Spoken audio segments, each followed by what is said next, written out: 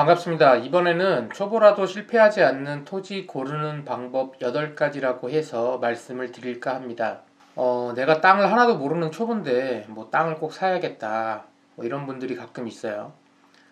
주변에서 하도 땅 사라 하니까 뭐 하나도 모르는데 뭘 하나 사긴 사야 될 것 같은데 일단 이런 분들은 토지 투자 안 하시는 게 맞습니다. 뭐 주변에서 하나도 모르는데 자꾸 뭐 좋은 땅 나왔으니까 사라. 지난번에도 말씀드렸지만 어, 남한테 추천할 정도로 좋은 땅은 자기가 사지 남한테 추천 안 합니다. 근데 하나도 모르면은 이제 공부하시고 사시는 게 맞고요. 그래도 좀 하나 사야겠다. 근데 내가 뭐 이쪽 저쪽 다녀봤더니 세미나도 다녀보고 토지 투자에다가 꼭 해야 된다 그래가지고 다녀봤더니 아직 잘 모르겠다. 근데 뭐 하나 사고는 싶다.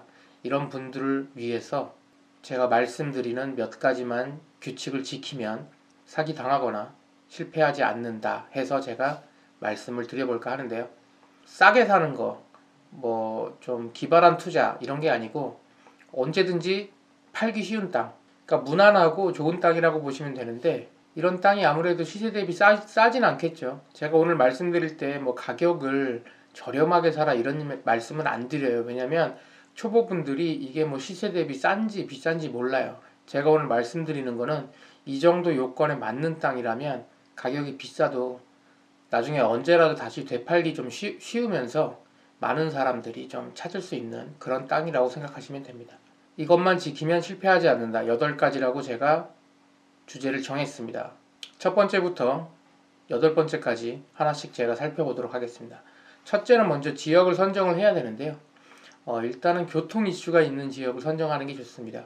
뭐 관광단지가 들어오든 뭐 산업단지가 들어오든 그쪽으로 교통이 다 연결이 되겠죠. 그 중에서도 관광단지가 들어온다 이러면은 그 관광단지를 보고 들어가는 게 아니라 그쪽으로 연결되는 뭐 고속도로라든가 철도라든가 이런 게 생긴다 그러면 그쪽에 맞춰서 들어가는 게 좋다고 봅니다. 현재 2019년도에 뭐 국가 균형 발전 프로젝트 해가지고 예타 면제 대상 사업이라고 올해 초에 발표가 됐는데요. 예타 면제 대상 사업이라는 거는 예비 타당성 조사를 먼저 하게 됩니다. 이런 도로가 생겼을 때 이게 이제 공사 들어간 돈 대비 뭐 그만큼의 뭐 효용성이 있느냐 이런 걸 따지는 건데 예타 면제 대상 사업이라는 거는 그런 거 안 따지고 일단 국가 균형 발전을 위해서 뭐 손해를 보더라도 이런 사업은 진행을 하겠다 이런 뜻이라고 보시면 돼요. 그러니까 예타 면제 대상 사업에 선정이 된 것들은 이랬든 저랬든 진행을 하겠다 이런 정부의 의지라고 보시면 됩니다.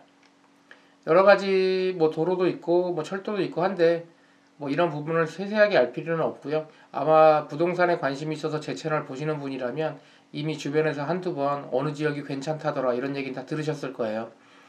그 동네에 가면은 당연히 기획부동산도 많고 또 평소보다 시세보다 좀 비싼 땅들도 많이 나와 있습니다. 일단은 그런 거를 무시하고 일단 내가 뭐 들어봤던 지역 아니면은 주변에서 어디 지역이 좋다더라 해서 그쪽 지역을 선정을 하고 땅을 알아보시면 됩니다. 그렇게 해서 땅을 알아보러 이제 그 지역에 가셨을 때 혹은 주변 사람들한테 추천을 받았을 때 뭐 많은 용도 지역이 있습니다. 주거지부터 상업지, 공업지 뭐 많이 있는데 그냥 딱 2가지만 생각하세요. 계획관리하고 자연녹지. 예, 그럼 뭐 생산관리는 안 좋나요?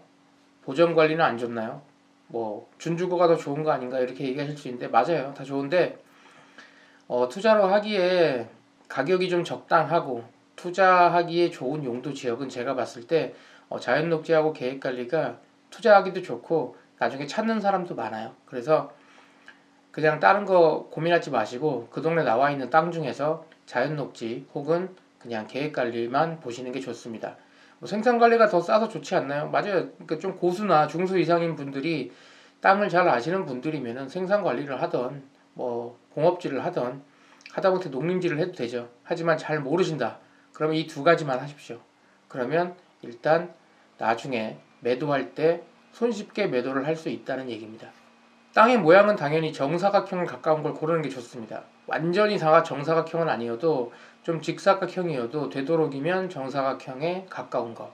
그래서 이제 이렇게 좋은 토지 모양의 쪽에 있는 네모 반듯한 땅 이런 땅이 당연히 좋고요. 나쁜 토지는 이제 삼각형 혹은 뭐 리을자 모양, 아니면 너무 길쭉한 모양, 혹은 이렇게 초승달 모양도 있는데, 아니, 세상에 이런 토지가 어디 있어라고 생각하실 수 있겠지만 실제로 지방에 가보면 이런 토지가 상당히 많습니다. 게다가 산 아래에 있는 땅들은 대부분 다 초승달 모양으로 많이 되어 있어요. 뭐 초승달 모양으로 되어 있는 이유는 나중에 제가 한번 또 말씀을 드리도록 하겠습니다. 그리고 땅 한쪽 면 전체가 4m 폭 이상의 도로에 붙어 있는지 확인을 하셔서 이제 도로에 잘 붙어 있는 토지를 하시는 게 좋습니다. 이 도로에 접한 면에 좋은 예 보시면 도로의 한쪽 면이 모두 다 이렇게 도로에 전체가 다 붙어 있죠.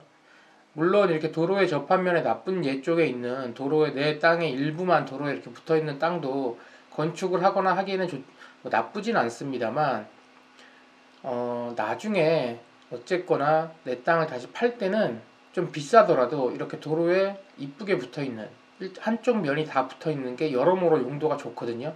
그렇기 때문에 아예 살 때 그런 걸 좀 따져서 가격이 좀 비싸더라도 잘 모르시는 분이라면 그냥 아예 그냥 이쁘게 반듯하게 도로에 붙어 있는 저런 땅을 사시면 됩니다. 그 다음에 이제 면적인데요. 100평 이상 300평 미만의 땅으로 골라라.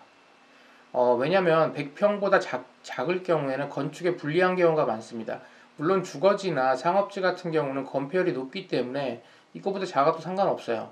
뭐 하다못해 50평짜리 뭐 상업지 이런 거 괜찮죠. 하지만 앞서 말씀드린 대로 자연녹지나 계획관리 정도의 용도를 사라고 제가 말씀을 드렸기 때문에 자연녹지 같은 경우에 100평짜리 땅을 사면은 건축을 20평밖에 못합니다. 그렇기 때문에 최소한 주택 이상을 지으려면은 100평 이상의 토지를 구입을 하시는 게 좋고요. 그리고 300평 이상 넘어가게 되면은 나중에 땅이 너무 크게 되면은 당연히 땅 가격도 올라가지만 매각할 때 좀 어려움이 있습니다. 물론 또 어느 정도 땅을 아시는 분들은 분할해서 더 좋게 해서 매매를 하실 수도 있지만, 초보분들 같은 경우는 그런 부분을 또 골치 아플 수도 있고 하기 때문에 아예 처음에 살 때 100평 미만 혹은 300평 이상의 땅 말고 한 뭐 200평, 150평 뭐 이런 식의 아주 적당한 바로 건축하기 딱 좋은 그런 땅을 사시는 게 좋습니다. 게다가 만약에 사려는 땅이 농지라면 주말 농장으로 사용을 할 때도 300평 이하여만 사업용 토지로 인정을 받아서 나중에 양도세도 어느 정도 할인을 받을 수 있기 때문에 되도록이면 300평 미만의 땅으로 구입을 하시는 것을 추천합니다. 그렇게 해서 땅이 좀 결정이 되면요, 여기까지는 부동산을 들리거나 주변의 소개로 땅을 번지수를 확인을 할 수가 있겠죠. 그럼 그 확인된 번지수를 가지고 인터넷으로 지도를 들어가셔서 그 주변에 송전탑이나 아니면 축사 혹은 묘 같은 게 있는지 위성사진으로 볼 수가 있습니다. 이거는 현장에 굳이 안 가도 뭐 묘나 축사 같은 경우나 송전탑 같은 경우는 위성사진으로 대부분 다 확인이 됩니다.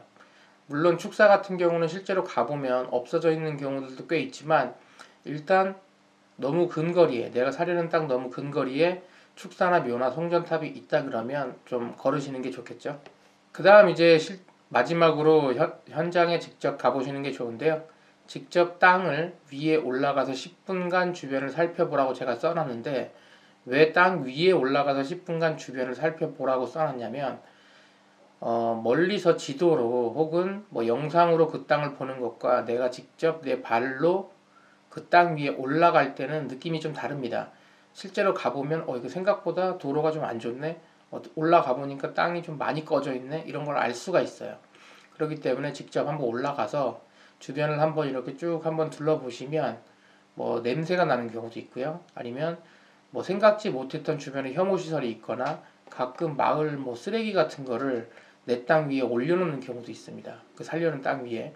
그런 것들이 있기 때문에 절대로 꼭 현장에 가서 주변을 한번 살펴보시고 결정을 하시는 게 좋습니다. 그렇게 해서 땅을 구매를 하려고 이제 모든 게 결정이 되었다면 그 동네 인근 부동산에 가서 최소한 3군데 정도만 들려서 그 땅에 대해서 물어보시거나 혹은 비슷한 땅이 있는지 물어보십시오. 그러면 아무리 초보라도 대충 이게 시세가 어느 정도인지 가늠이 됩니다. 하지만 여기서 내가 땅을 받을 때 정말 좋은 땅이라고 해서 앞에서 봤던 7가지 항목이 다 모두 내 마음에 들어서 갔는데, 내가 맨 처음에 땅을 소개받을 때는 100만 원의 소개를 받았는데 주변 부동산에서 이 땅은 100만 원까지는 아니고 잘 받아야 70만 원, 80만 원이다 이렇게 얘기하는 경우가 많이 있을 겁니다. 별로 귀담아 듣지 않아도 됩니다. 왜냐면 만약에 뭐 100만 원에 내가 소개를 받았는데 뭐 20만 원, 30만 원짜리 땅이다. 그러면은 좀 문제가 되겠지만 앞서 말씀드린 7가지 항목에 다 부합을 한다 그러면은 사실 시세보다 좋은 땅일 수밖에 없거든요. 그랬을 때 당연히 시세보다 많게는 뭐 한 50%까지 비싸더라도 그런 땅은 제가 봤을 때 사도 됩니다. 어차피 나중에 팔 때도 마찬가지로 그 동네 시세보다 더 받을 수가 있어요. 여기서 제가 말씀드리는 거는 싸고 좋은 땅을 사려는 게 아니라 비싸더라도 실패하지 않는 괜찮은 땅을 고르는 방법이라고 생각을 하시면 됩니다. 마지막으로 정리를 하자면 일단 교통 이슈가 있는 지역을 가서 용도 지역이 계획관리나 자연녹지인 땅을 고르고 땅 모양은 정사각형에 최대한 가까운 것, 그리고 땅의 한쪽 면이 4m 폭 이상 도로에 잘 붙어 있는지, 그리고 평수는 300평 미만으로 주변에 축사나 묘, 송전탑 등의 혐오시설이 없는 그런 땅을 고르신 다음에 직접 현장에 가보고 마지막으로 인근 부동산 3군데 이상 들려서 그 땅에 대해서 시세나 개발 가치 등을 물어보시고 구입을 하시면 됩니다. 아주 단순한 내용인데 이 8가지 내용을 지키지 않으면 사기를 당하거나 아니면 시세 대비 너무 비싸게 사거나 아니면 남의 말만 믿고 사서 나중에 후회하는 경우가 상당히 많습니다. 어차피 땅을 산다 그러면 최소한 3천만 원, 5천만 원 혹은 1억 이상 내 돈이 들어가는 거기 때문에 하루 정도만 시간을 내서 이렇게만 알아보셔도 절대로 후회하는 일은 생기지 않을 것이라고 생각합니다. 오늘도 시청해 주셔서 감사합니다.